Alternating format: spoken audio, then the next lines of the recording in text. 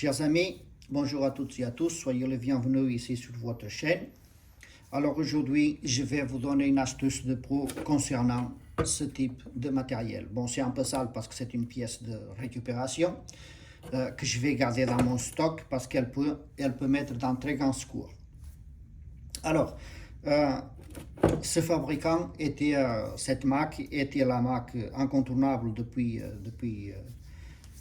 que je connais les toilettes, que je connais tout ce qui est chasse d'eau, et les nouveaux modèles restent toujours le haut de gamme de tout ce qui est mécanisme de toilette et de flotteur. Donc, ce modèle ne se fait plus. Il existe un nouveau modèle 380 ou quelque chose comme ça, ou 38, je ne sais plus, qui s'adapte à toute situation, qui est adaptable dans toutes les situations, à condition que le montage d'origine soit conforme.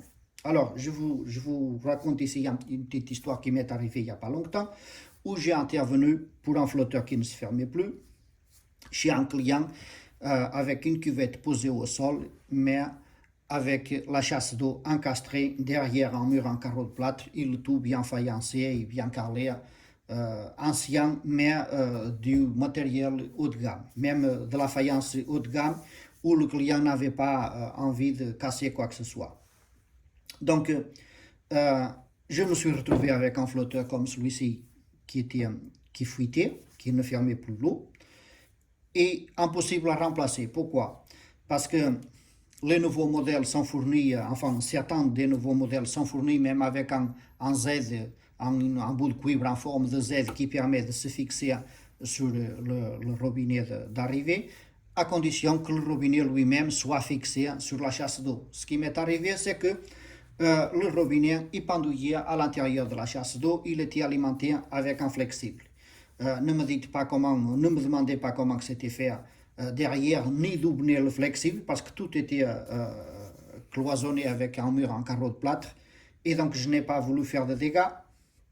Et en plus, impossible de trouver quelque chose qui s'adapte, ou impossible de fabriquer moi-même un morceau de cuivre pour pouvoir remplacer le flotteur. Il y avait en plus la patte ici, qui vient se loger ici, qui était déjà fixée avec une vis sur le bâti support, donc quelqu'un d'autre avait passé avant moi. Et donc je n'ai pas voulu, sans tout remplacer, je n'avais pas la possibilité d'adapter autre chose ou le nouveau modèle ou quoi que ce soit. Du coup, je l'ai réparé. Et pour ceux qui se trouveront dans la même situation que moi, je vais vous montrer comment ça fonctionne un peu. Nous, ici, à ce niveau-là, nous avons le réglage de la hauteur du flotteur, de la hauteur de la chasse d'eau, c'est-à-dire si on veut moins de litres, on dévisse. Donc automatiquement, ici la cloche, enfin ce carré va descendre, donc ça va se fermer un peu plus tôt. Et pour ceux qui veulent plus d'eau, il suffit de visser pour que ça remonte et que la chasse d'eau se remplisse jusqu'un peu plus haut. Pour le réglage du chariot, nous avons ici à l'intérieur un mécanisme.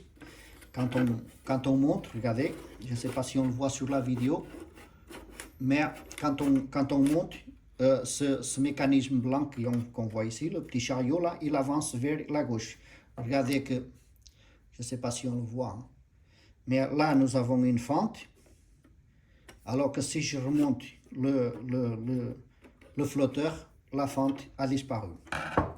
Donc nous pouvons régler ici à l'aide d'un tournevis plat ou d'un tournevis cruciforme, mais en plat c'est peut-être mieux. On peut ici, on baisse pour qu'il ferme moins bien, c'est-à-dire qu'on recule le chariot. Ici le joint il est usé, on visse pour que le chariot il aille plus loin.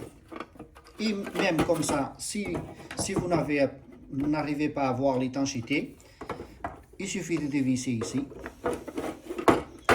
à l'aide d'une pince. Bien entendu, lors du montage, il faut faire un coup de Scotch-Brite un peu dans toutes les pièces. Et pour ceux qui veulent mettre un petit peu de graisse au silicone, ça ne fera absolument aucun mal. Donc, on arrive, en démontant ça, on arrive à ce niveau-là. Nous avons ici un clapet contre lequel il y a un joint qui vient en buter. Donc, bon là, ça ne sort pas. Mais avec une pointe de cutter, on peut sortir ce joint de son logement et éventuellement le remplacer. Je ne sais pas si ça existe dans le commerce, je ne pense pas. Mais pour ceux qui veulent absolument le réparer, il suffit de prendre des joints de réparation de robinet. Il existe des joints qu'on met dans les robinets anciens, dans les robinets mélangeurs. Il suffit de prendre un joint de robinet et de venir le loger là-dedans. Si un joint n'est pas assez épais, il faut prendre deux joints qu'on mettra l'un sur l'autre. Si on n'a pas le joint à la bonne cote, on prend celui comme modèle et puis on le taille de manière à avoir un joint qui s'adapte là-dedans, tout en sachant qu'il suffit d'un demi-millimètre d'écartement entre le joint et le clapet pour que l'eau elle passe. Donc c'est un joint, même s'il n'est pas très propre, il ne pourra pas se déloger de son logement. Et donc c'est vraiment une pièce qui est très facile à réparer, même si nous n'avons pas la pièce d'origine. Comme on peut voir, regardez, avec une pince et un tournevis, on peut réparer ce genre de matériel. Après, s'il y a quelque chose qui est cassé, voilà, c'est toute chose. Mais quand le matériel est intact, le joint, lui, s'use avec le temps. Donc, il est facilement réparable. Et bien parfois, cette astuce peut sauver de faire des gros travaux dans certains cas. Quand on aura changé le joint, il suffit de venir ici et d'ouvrir l'eau et de faire le réglage nécessaire de l'avancement du chariot pour le faire fonctionner convenablement dans chaque situation. Donc voilà ce que je voulais vous dire. Moi, j'ai découvert tout seul en étant devant le problème. J'ai réparé moi-même avec un petit joint qu'on met sur les robinets. Et donc j'ai réussi à réparer sans avoir à casser quoi que ce soit. Donc j'espère que cette astuce pourra vous servir.